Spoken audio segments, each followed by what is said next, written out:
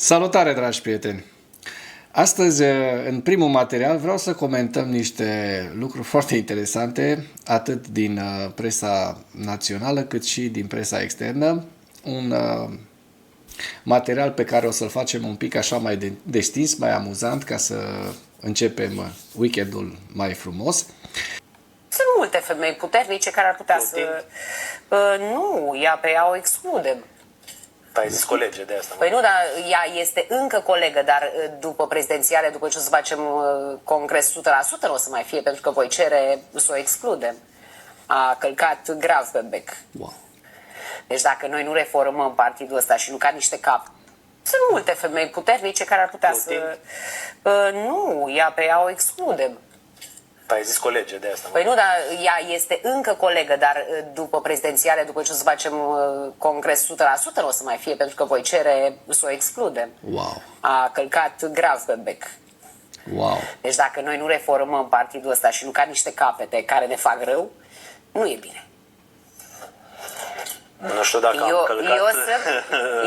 Eu aici sunt și președinte de partid. Nu știu dacă te-am călcat pe, știi cum, pe coadă, dar... Vreau să spun ceva. Reformarea partidului de care doamna Lasconi vorbește s-a mai petrecut în câteva dăți. Și cu reformarea aia, în ghilimele, partidul de la 22% a ajuns la 11%. Iar acum, după această așa zisă reformare, cum dăm afară oameni, ce ușor vorbim că Clotilde a suflat, a fluierat în biserică, mi se pare că USR-ul o să ajungă undeva la pragul electoral, undeva în buza 5-6% dacă continuă cu această domnucă, pe care recunosc că am votat-o. Am votat-o acum câteva luni, în lipsă de alternativă, sincer. Pentru că varianta cealaltă, Călin Georgescu, era o variantă de neacceptat. O variantă foarte dăunătoare. Dar dacă tantia asta vorbește așa de liber, de excluderi și de mazilit persoane de la cel mai înalt nivel al partidului, nu că mi-ar place mie de Clotilde Armon, că nu-mi place nici de ea, dar înseamnă că vor să instaureze un fel de dictatură în partid. Da, eu cred că după alegerile astea din luna mai, nu o să mai rămână nici penele din Elena Lasconi și vă spun și de ce. Pentru că nu doar că nu se va califica în finala prezidențială, eu zic că Elena Lasconi nu va lua nici măcar locul 4. Nu va lua locul 4 și veți vedea de ce.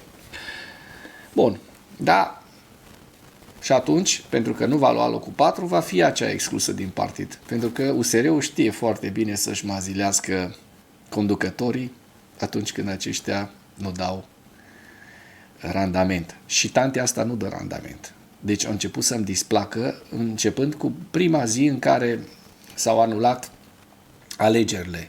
Când ea a ieșit mai virulent și mai extremist la atac, chiar decât George Simion. Hai să auzim mai departe. Bun. Așa. Doamna Clotilde, îmi pare rău, nu... Mie nu. Sunt multe femei puternice care ar putea să... Nu poți să faci așa ceva. Chiar nu poți să faci așa ceva. Sau dacă faci, o faci din nebunie. Mergem mai departe. Vreau să vă prezint o treabă foarte drăguță. J.D. Vance, împreună cu soția lui și cu Mike Waltz, au plecat în Groenlanda. Da? Hai să vedem ce s-a întâmplat aici. Well, for everything you do, and thanks for having us. So please sit down, guys. Please. I want you to eat your food. Ține un discurs în care Flight, actually, you fly over some ne spune cum a zburat el până aici și zice că este primul vicepreședinte american care calcă în Groenlanda. Nu știu dacă e așa.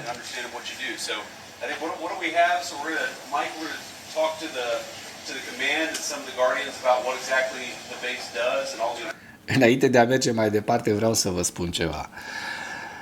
Omul ăsta trebuia să viziteze, haideți să vă arăt pe hartă, capitala Groenlandei, Nuuk.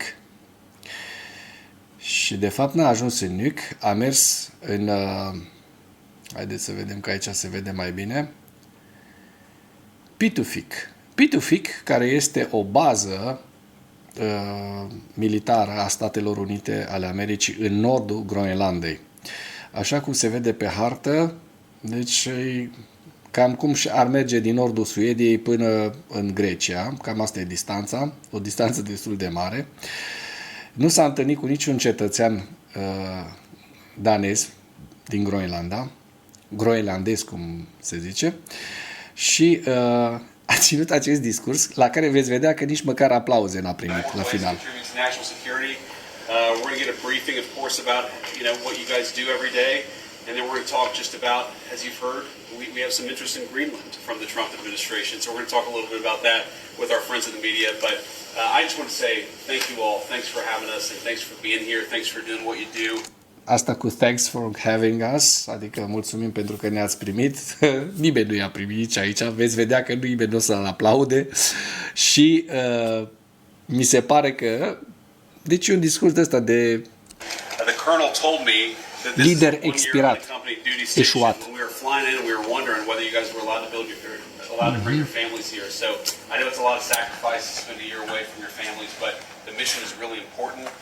The Trump administration, the president is really interested in Arctic security. Da, președintele Donald Krasnov Trump are un discurs foarte revizionist în ultimul timp împotriva Danemarcei, care este un aliatul care a pierdut cele mai multe trupe, cei mai mulți soldați în Afganistan, raportat la populație și la armata Groenlandei, așa ca idee. Deci a fost unul dintre aliații de bază ai Statelor Unite ale Americii, iar după ce Statele Unite ale Americii ne-au târât în toate războaiele astea ale lor pentru preamărire din Irak și Afganistan, acum, iată, ne întorc spatele, ba mai mult ne și amenință securitatea, pentru că Groenlanda face parte din Uniunea Europeană. Danemarca este o țară din Uniunea Europeană. As you all know, it's a big issue, and it's only going to get bigger over the coming decades. So, thanks for doing what you do. What's the plan here? So, I thought I was serving food, but it looks like everyone's already got their food. Deci omul nu știe care e planul acolo. A ajuns la popota americană și va mânca la popota americană împreună cu soldații, în loc să se întâlnească cu oficiali din Nuuk, cu oficiali groenlandezi. A ajuns la popotă și veți vedea că nici la popotă nu este bine primit. Oamenii râd așa, zâmbesc din complezență, din politețe. Da. Da? Nimeni nu aplaudă nimic. Iată. Hey guys, how's it going? Good. So, hey guys, how are we doing? Please eat. Please eat, sleep, repeat. So, where's everybody from? Texas. Texas, okay. Okay, a little bit, yeah. A little bit colder than Texas. Okay. Asta este o înregistrare a celor de la Fox News. Și așa se termină. Da, e așa vreo 10-15 secunde. Desigur că Trump dă tweet-uri la 3 dimineața. Este ora 11 în Moscova, de unde își primește ordinele, comenzile. Deci este un site danez pe care l-am descoperit nu de mult. Explorează Canada, Explore Canada, și am găsit niște lucruri foarte, foarte interesante pe acest site. Papa Francisc declanșează un atac istoric asupra administrației Trump din cauza tratamentului dur pe care acesta îl face migranților și urmărește în mod specific observațiile făcute de către J.D. Vance, care este, în opinia papei, un convertit catolic. Drăguț, nu? Hai să vedem una și mai tare, o știre și mai tare. Associated Press scrie: nu este obișnuit ca posturile de nivel superior să fie ocupate de către membrii de familie ai șefilor de cabinet. Deci, iată, administrația Trump a adus și nepotismul. Și de ce a adus nepotismul? Pe baza CV-ului lui Phil Hexat, care este fratele lui Pete Hexat, disponibil public. Experiența sa din trecut include înființarea propriei sale companii de producție de podcast și lucru pe rețelele sociale și podcasturi la Institutul Hudson. Deci Pete Hegseth și-a angajat fratele mai mic, pe Philip, într-un post de senior level, într-un post cheie de nivel senior, adică nu junior cum este în acest Philip, ca și Senior Homeland Security Advisor al Departamentului de Apărare americană. Deci vedem foarte bine că nu este vorba doar de prostie, incompetență, reavoință, ci și de nepotism în administrația Trump.